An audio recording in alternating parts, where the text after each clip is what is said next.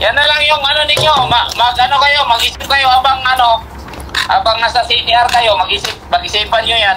Pati ang coach ng Angas ng Pinas si Jason Casimero ay hindi na nakapagpigil pa at sumabog na sa issue patungkol sa offer na 1 million pesos ni Jun Navarro na may-ari ng Zamboanga Valientes na kung saan hatakin nila si John Riel Casimero sa Zamboanga para doon gaganapin ang rematch nila ni Jonas Sultan. Kaya naman, ang mga matitinding mga banat at reaksyon ni Coach Jason alamin. June 1 na, Jonas Sultan kontra Flacidus Nuno, anyari sa kanilang laban. Bakit walang ganap? Napospon nga ba o tuluyan nang nakansela ang laban nila? Ito po ang mga nilalaman ng ating kwentuhan. Kaya tara, kwentuhan na!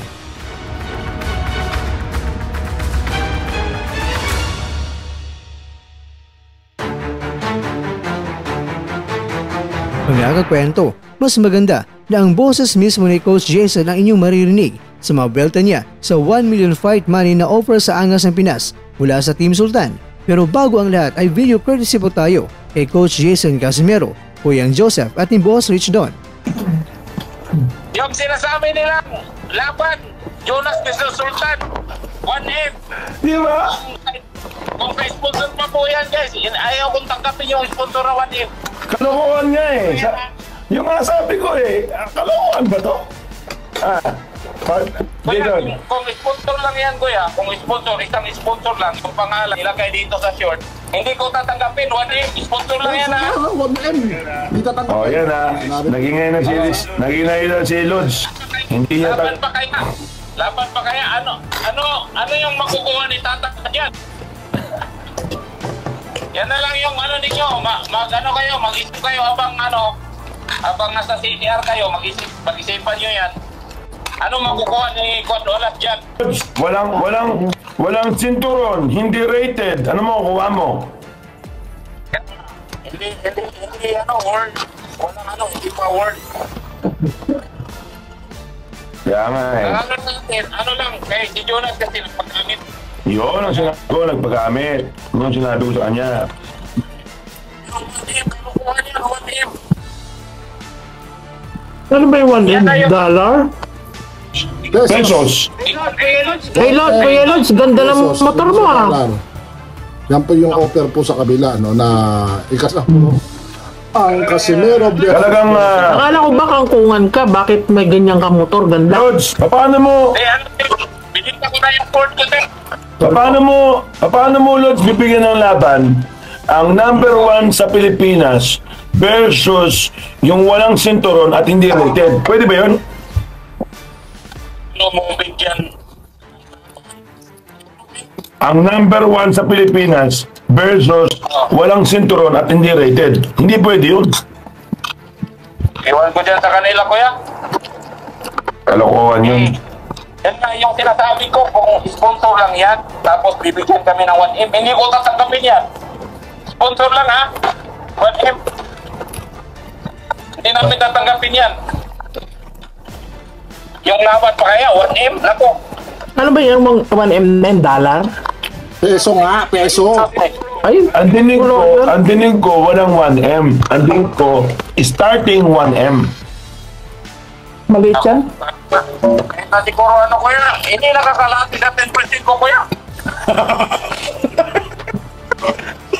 What's 100,000 pesos? That's $2,000, Lods.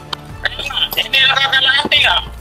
Hindi naman sa pagpamayabang. Pero hindi talaga nakakalati. Makakailang hollow blocks ka sa 100,000 pesos.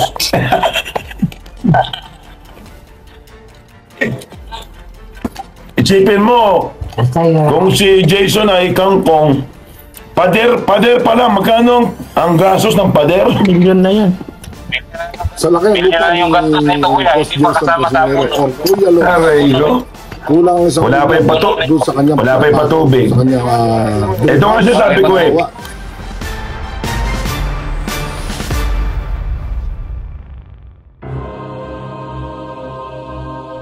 Mga kakwento, ibinalita na sa local media na may laban na nga itong si Sultan ngayong June 1 sa Midas Hotel and Casino sa Pasay City kontra yan sa taga-Indonesia na si Flacidus Nuno para sa bakanting WBC Asian Bantamweight na titulo. Ito pa naman ang paraan ni Sultan para makakabawi siya sa kanyang talo kay Rico Masoda na pinagulong siya nito. Pero hindi na po tayo mga kakwento sa update ni Sultan. Bakit sa ngayon sa Midas Hotel ay wala siyang laban at nanonood na lang.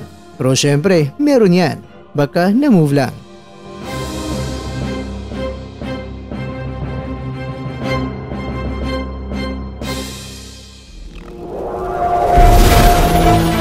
At dyan, nagtatapos ang ating kwento.